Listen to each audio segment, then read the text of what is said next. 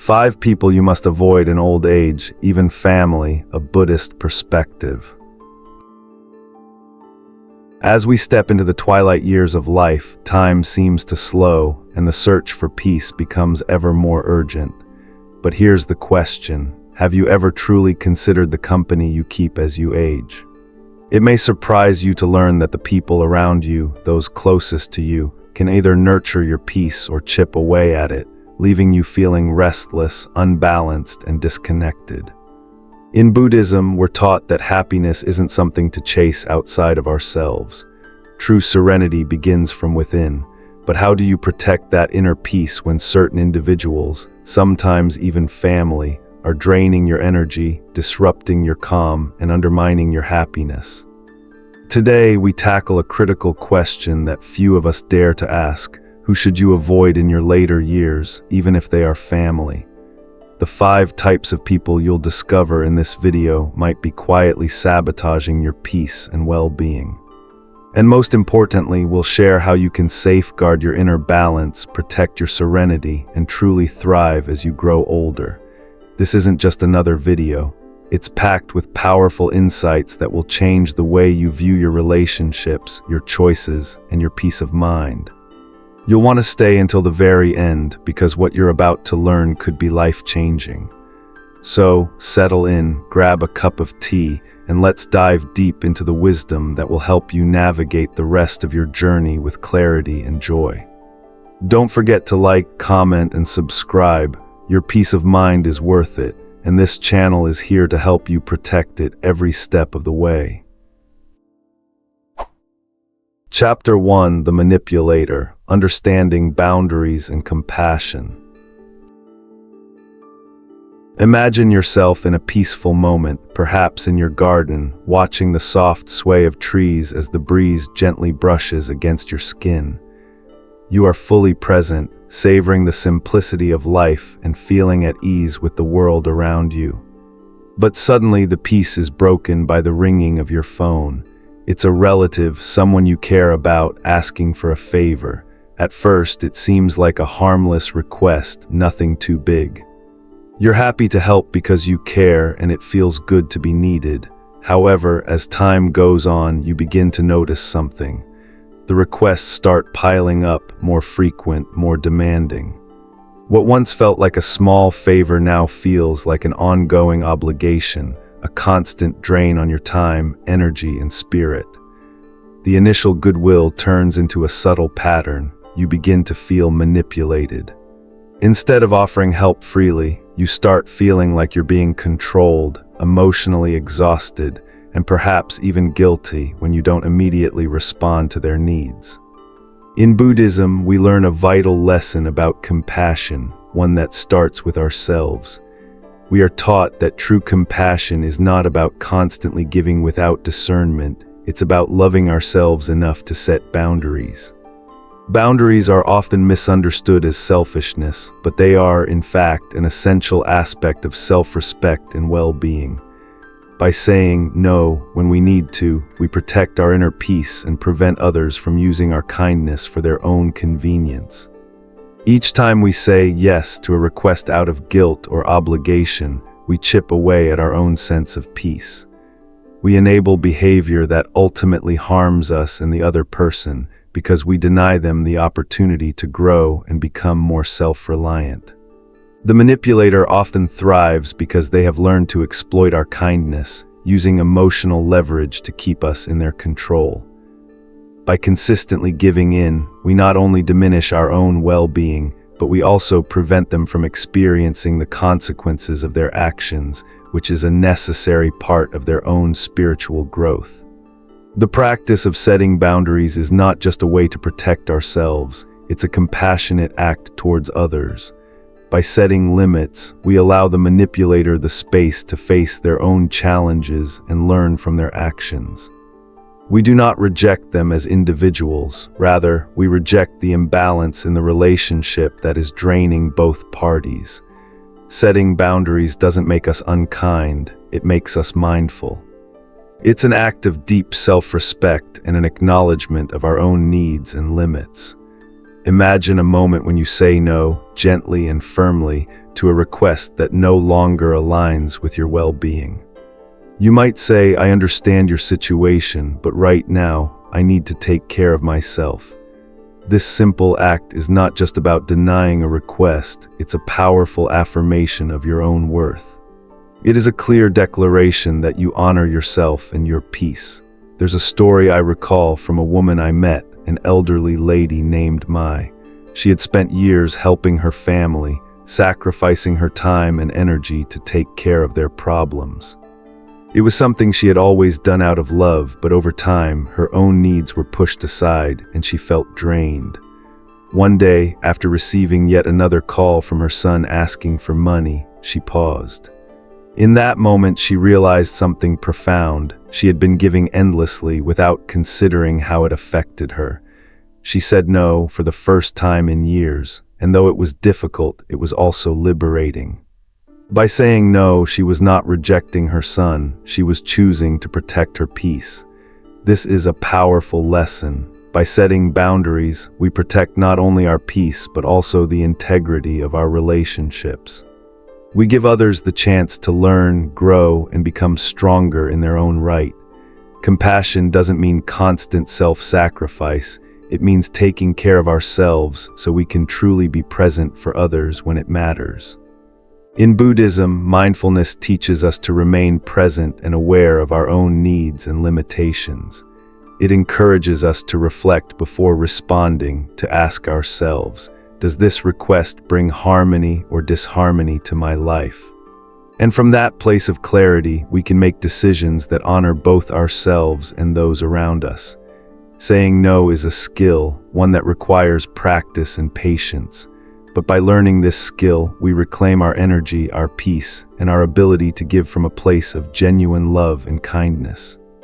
Boundaries are not barriers, they are bridges that help us maintain balance and preserve our inner peace. And in doing so, we cultivate the most authentic form of compassion, one that allows both us and others to flourish.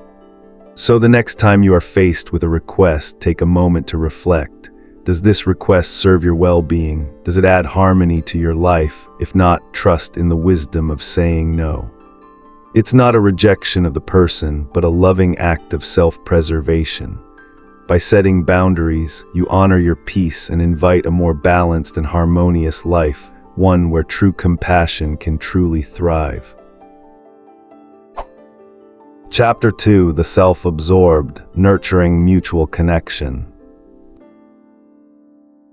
We've all encountered them, the person who, in every interaction, makes the conversation revolve around their own experiences, their own struggles, their victories, and even their small daily triumphs. At first, their stories may seem harmless, even interesting, but as time goes on, something shifts. Every time you attempt to share your own thoughts, your own memories, you find that your voice is quickly overshadowed. Their need for validation becomes overwhelming, and your own words get lost in the current of their self-centered narrative. This is the self-absorbed individual. Initially, they may appear harmless, but over time, their constant need to talk about themselves becomes emotionally exhausting. You find yourself constantly sidelined, your experiences dismissed, and your perspectives ignored. In their world, you are simply a listener, a passive participant in their ongoing monologue. This dynamic isn't just frustrating. It creates an imbalance in the relationship, one that drains your energy and devalues your experiences. In Buddhism, we are taught that true connection arises from mutual understanding and empathy. A relationship, whether familial, romantic, or friendly, is a sacred exchange. In these connections, both people should be able to share, reflect, and support each other. The Buddha's teachings emphasize the importance of samadhi, right view, the ability to see the world and the people around us with clarity, without distortion. This includes understanding that every person's experience is valuable and every voice has its rightful place. When someone constantly dominates a conversation, it disrupts the balance of this exchange. If your stories are continually dismissed, or worse, ignored, it's a sign that the connection is not being nurtured in a healthy way. It's vital then to step back and assess the nature of the relationship. Is it based on mutual respect and empathy, or is it one-sided, where one person's needs are prioritized over the others? One of the key teachings of Buddhism is mudita, the practice of sympathetic joy. This means that we can take joy not only in our own experiences, but also in the happiness and achievements of others. However, when the self-absorbed person is continually sharing only their own narrative, they forget the essence of mudita. They forget to celebrate others and to listen with compassion. Their internal world becomes so loud that they cannot hear the quiet joy of others' stories. This creates an imbalance where only one voice is being nourished and the other is left starving for recognition and empathy. If you find yourself trapped in this cycle, here's a practice to help you regain your voice.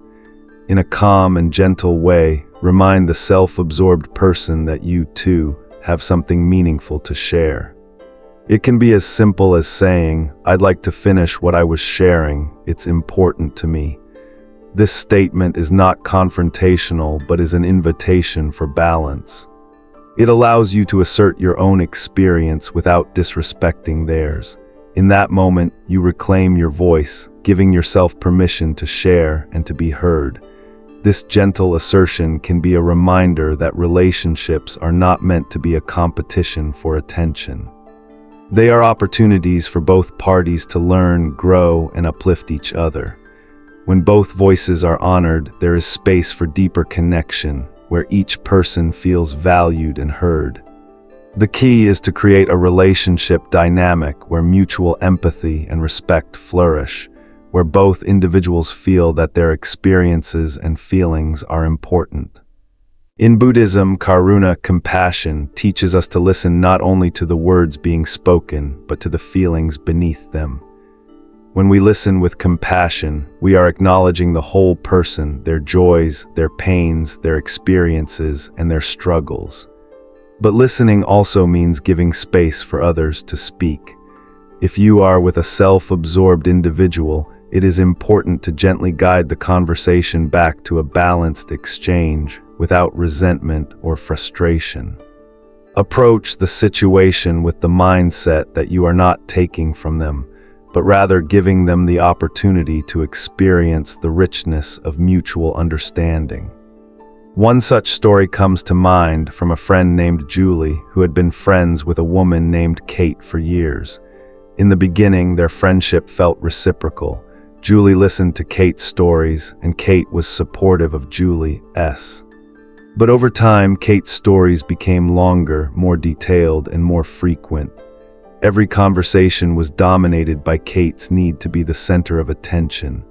Julie tried several times to share her own experiences, her thoughts, her accomplishments, her struggles, but they were always overshadowed by Kate's narrative. Julie felt drained, dismissed, and invisible in the relationship. Finally, after a long period of suffering in silence, Julie decided to speak up. At the next gathering, she gently but firmly said, "I've listened to you share so much about your life, and I would really appreciate if you could listen to what's been going on in mine." Kate was initially taken aback as she wasn't used to hearing such words from Julie, but after a pause, she listened. The conversation shifted. Julie shared her experiences, her recent successes, and even her challenges. By asserting herself, Julie not only reclaimed her voice but also deepened the bond they shared. The relationship was no longer one-sided.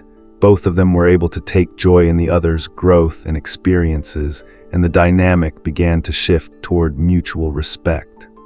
As we age, we become more aware of the importance of our own story, the wisdom we've accumulated, and the experiences we've had. The older we get, the more we understand the value of our own voice.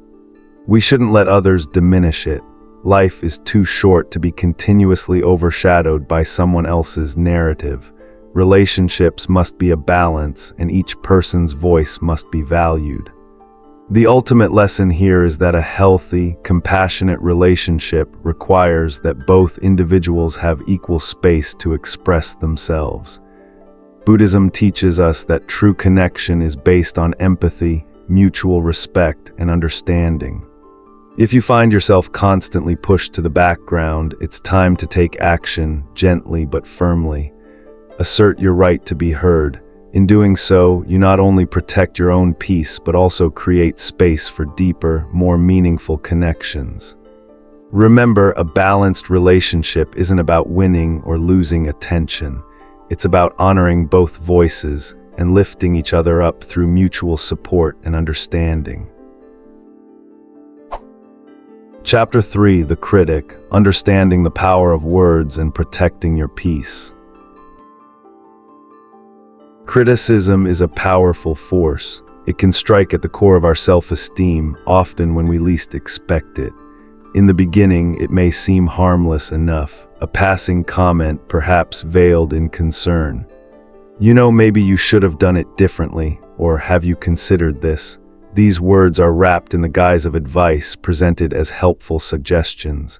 But over time, these well-meaning critiques begin to erode something deeper within us, our confidence. And what began as simple guidance over time turns into a persistent judgment that undermines our sense of self-worth.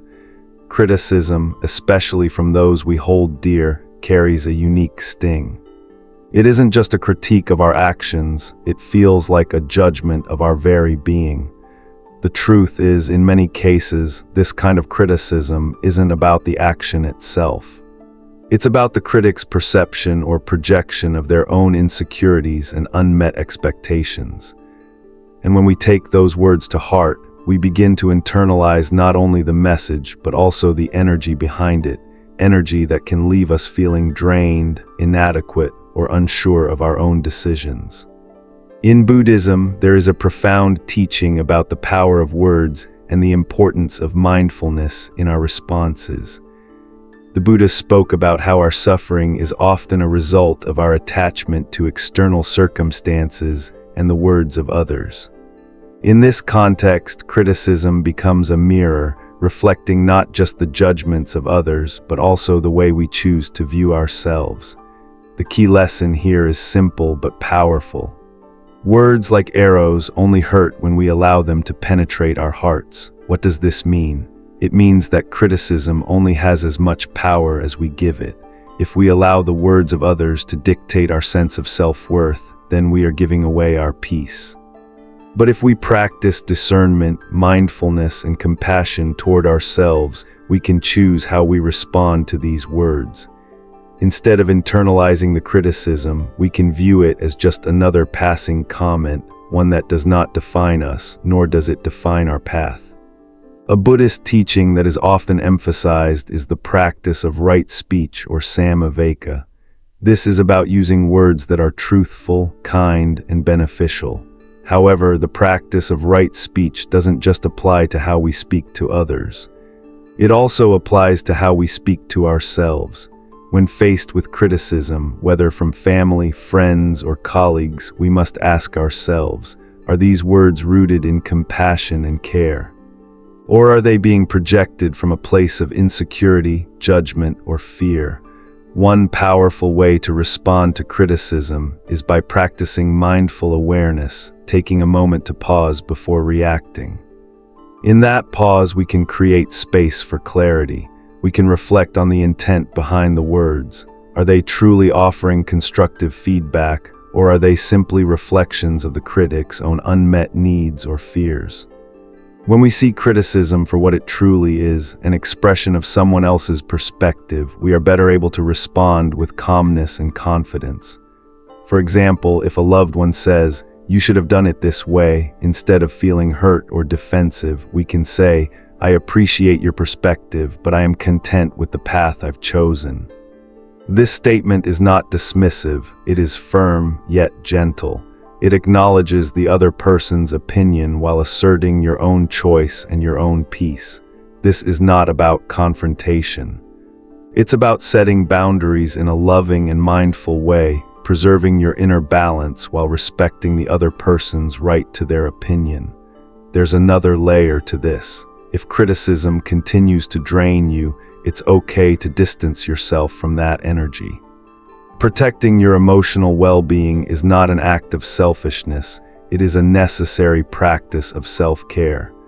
You don't have to absorb the negativity of others, especially when it begins to affect your mental or emotional state. Surround yourself with those who uplift you, those who see your worth, and those who offer kindness and compassion instead of judgment. Consider the story of a woman named Rose who had spent years working hard to build a successful career. Her family, however, often criticized her choices, telling her she wasn't spending enough time with them or that she should have chosen a different path. At first, Rose tried to justify her decisions, but over time, the constant criticism began to wear on her. She started to doubt herself, to question her worth and even her accomplishments. One day, after yet another round of critical comments from her family, Rose sat in silence. In that moment, she realized something profound. She didn't need to explain herself to anyone. She had made choices that were right for her, and those choices had led her to a life she was proud of. She didn't need to defend her path, nor did she need to accept criticism that came from a place of fear or misunderstanding. Rose made a conscious decision to protect her peace, to shield herself from the negativity that no longer served her growth.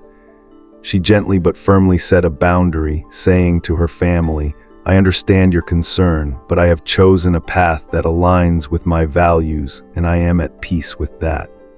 In doing so, she not only protected her emotional well-being, but also created space for healthier, more supportive conversations with her family in the future.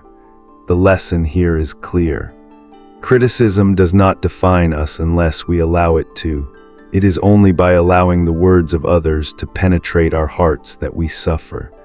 But when we cultivate mindfulness, compassion, and discernment, we can choose not to internalize negativity. We can honor our own decisions, trust in our own path, and protect our inner peace.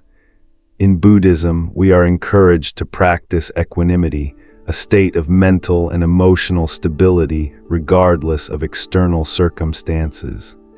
When we adopt this practice, criticism no longer has the power to unsettle us. Instead, we remain steady, like a tree in the wind, rooted in our own truth. By setting boundaries, responding with mindfulness, and surrounding ourselves with positive energy, we protect our peace and create space for the joy that comes from self-acceptance. So the next time you face criticism, take a moment to breathe and reflect. Ask yourself, is this criticism rooted in love and genuine concern, or is it the projection of someone else's insecurities?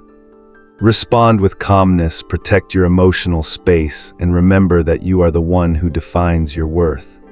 Words can only hurt if we allow them to. When we choose to protect our peace, we reclaim our power. Chapter 4: The Irresponsible. Understanding compassionate detachment.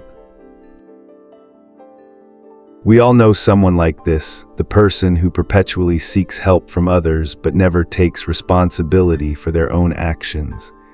They may ask for a loan, emotional support, or a solution to their recurring problems. At first, offering help might feel like the right thing to do. After all, they are family, friends, or loved ones, and it seems natural to lend a hand when someone is struggling. But as time goes on, this pattern becomes clear. They continue to make promises to change, but the change never comes.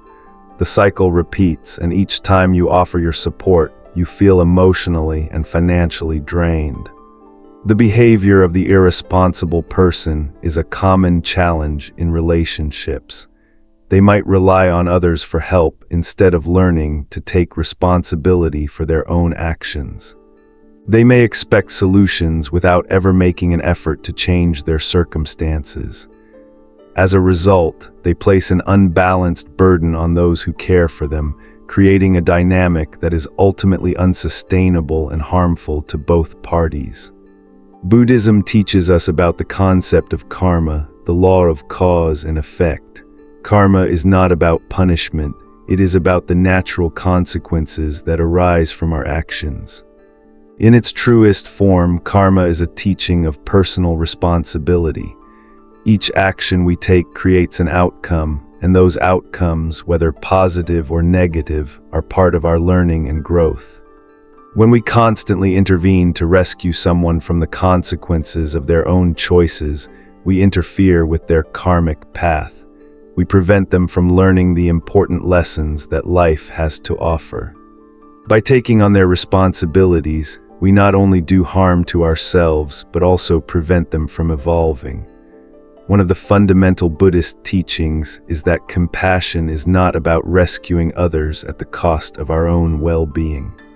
True compassion strikes a balance between caring for others and honoring our own limits.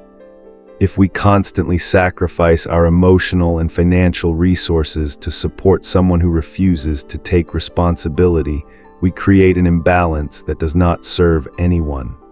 In fact, this behavior can be counterproductive, as it enables the irresponsible person to avoid facing the natural consequences of their actions. Instead of rescuing someone, the key is to offer guidance and encourage them to take responsibility for their own situation. This is an act of compassion that fosters their growth, allowing them to face the challenges of life and learn from them. For instance, instead of providing financial support, you might suggest that they speak to a financial advisor or direct them to resources that can help them improve their situation. This approach empowers the individual to take responsibility and grow, while also preserving your own peace. A powerful example of this comes from a man I once met named Daniel. Daniel had a friend, Mike, who constantly turned to him for financial help. Every few months, Mike would reach out with a new crisis: car trouble, rent due, medical bills, always with promises of paying him back when he got back on his feet. In the beginning, Daniel gladly helped. He felt a deep sense of compassion for Mike, and he believed he was doing the right thing by providing support. However, as the years went by, Mike's financial troubles persisted.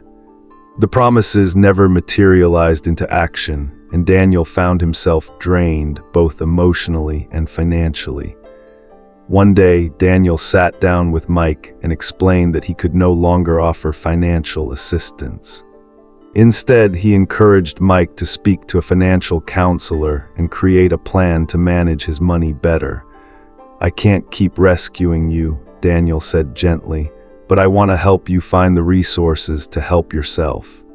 Mike was initially resistant, angry even, but over time he began to realize that his actions, his lack of responsibility, were at the root of his ongoing struggles. Daniel's compassion wasn't in handing over more money. It was in encouraging Mike to face the consequences of his actions and take control of his financial life. This moment was a turning point for Mike. Though the process was slow, he eventually sought help from a financial advisor, and his situation began to improve. He learned valuable lessons about budgeting, saving, and taking ownership of his decisions. By refusing to rescue Mike from the natural outcomes of his choices, Daniel gave him the opportunity to grow and become more responsible. In Buddhism, we learn that right intention, the motivation behind our actions, is a key element in cultivating compassion. If we act from a place of genuine care, we can guide others without enabling them. The right intention allows us to take a step back and ask ourselves, am I helping this person by intervening, or am I merely keeping them stuck in their patterns? True compassion in this sense is not about saving someone, but about empowering them to take responsibility for their life and decisions. When we offer guidance instead of rescuing, we give the irresponsible person the chance to grow. We give them the chance to experience the natural consequences of their actions, which will ultimately help them learn and evolve.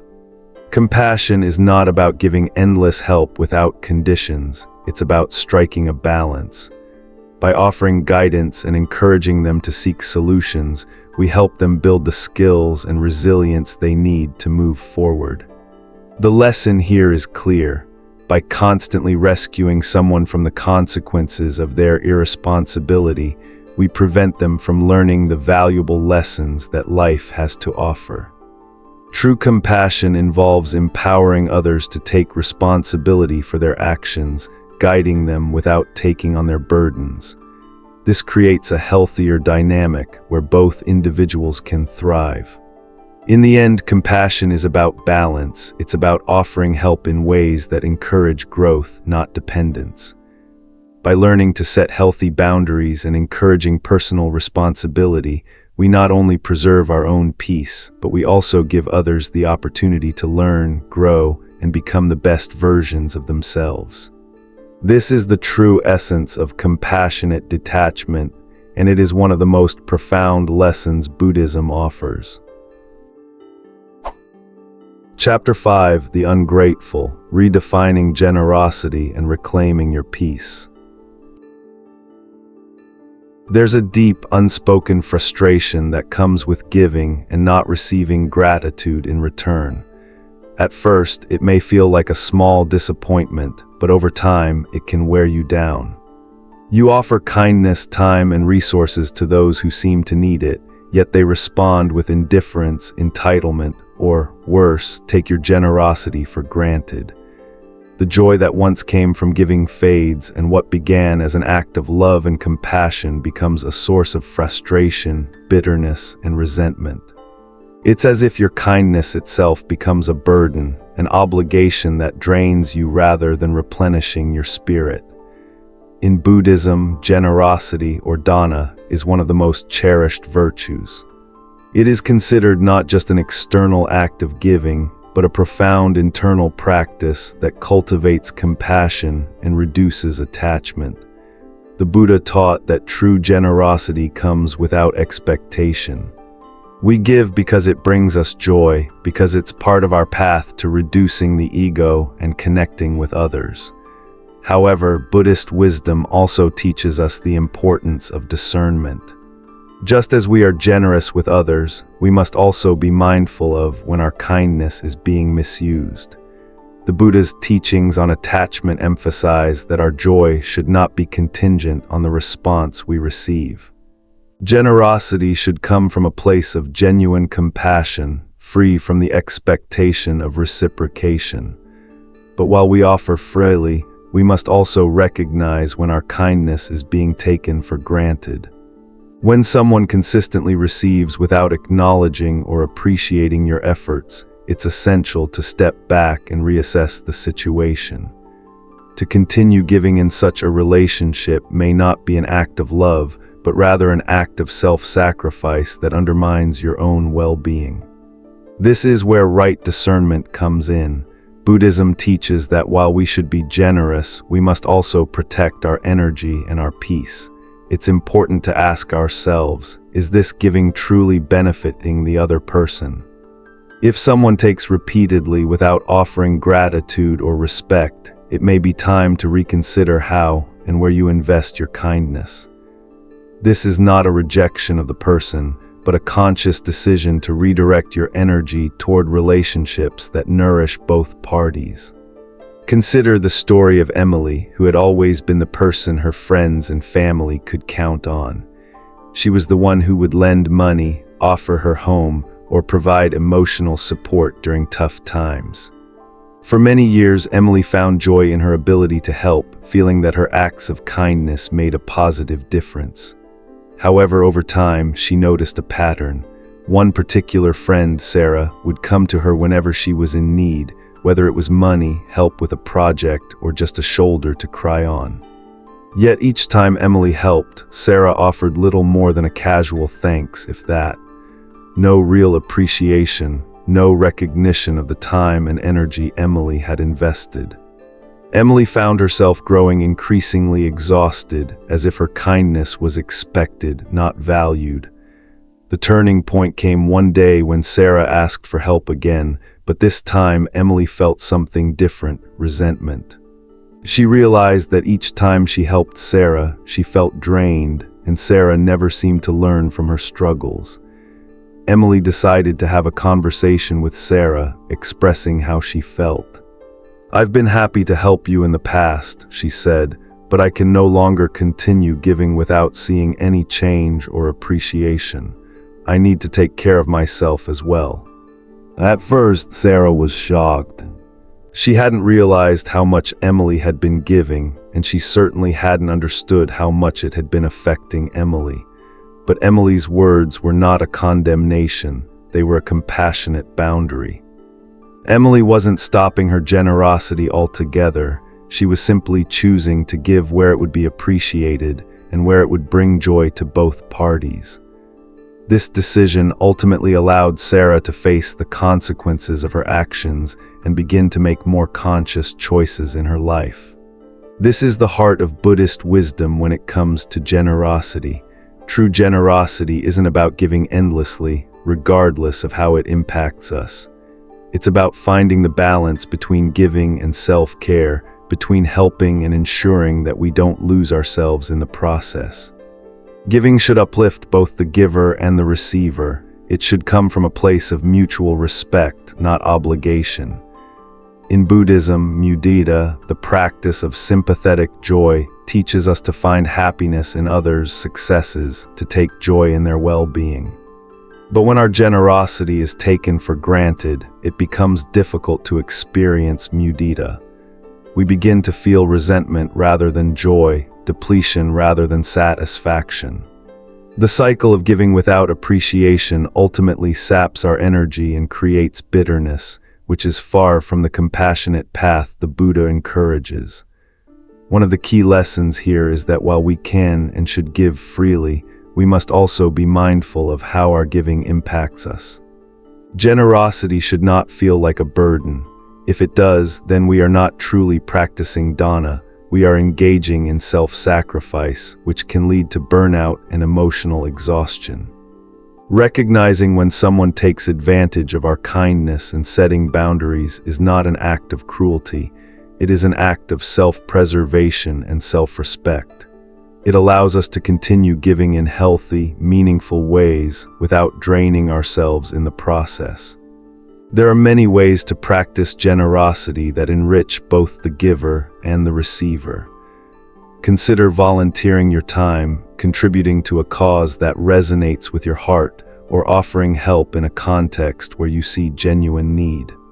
When your kindness is received with appreciation, it deepens the connection and fosters growth in both individuals.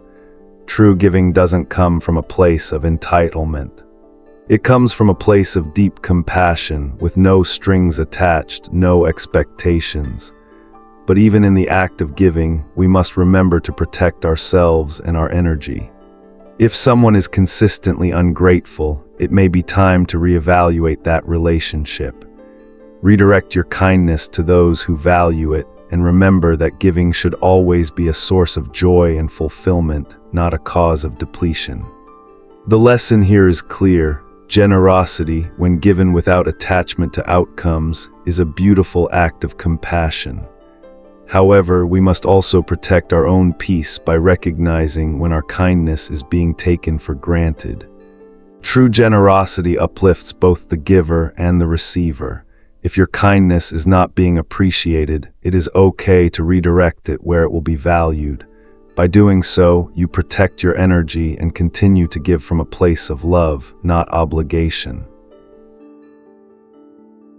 As we journey through the later chapters of life, the relationships we choose to nurture, or the ones we decide to let go of, become more than just casual decisions.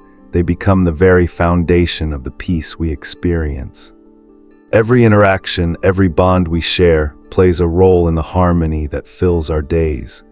In Buddhism, we are constantly reminded that true happiness and peace stem from within. The people we surround ourselves with should uplift us, nourish our spirit, and support our inner tranquility, not drain it. As you reflect on the 5 types of people we've discussed in this video, take a moment to ask yourself, who in my life truly nourishes my soul? It's never too late to make conscious choices about who you let into your world. Protect your peace, cultivate joy, and surround yourself with individuals who inspire you, who respect your boundaries, and who empower your growth. Life is too short to spend in the company of those who steal your energy. Your golden years are meant for peace, reflection, and meaningful connections. The time has come to create an environment where joy, serenity, and deep, fulfilling relationships can flourish. By setting clear boundaries and embracing relationships based on mutual respect, you are giving yourself the gift of a life well lived, one that's free from the toxicity of unhealthy dynamics and full of the richness that only true connection can bring. Now, if this video has struck a chord with you, if you found clarity or even inspiration from what we've discussed today, I invite you to like, comment, and subscribe to this channel. Let's continue to explore life's timeless wisdom together. Your peace begins with the choices you make today. Choose wisely, protect your well-being, and create the life you deserve. Thank you for watching. Remember, your journey is yours to shape, and it begins with the people you choose to walk with.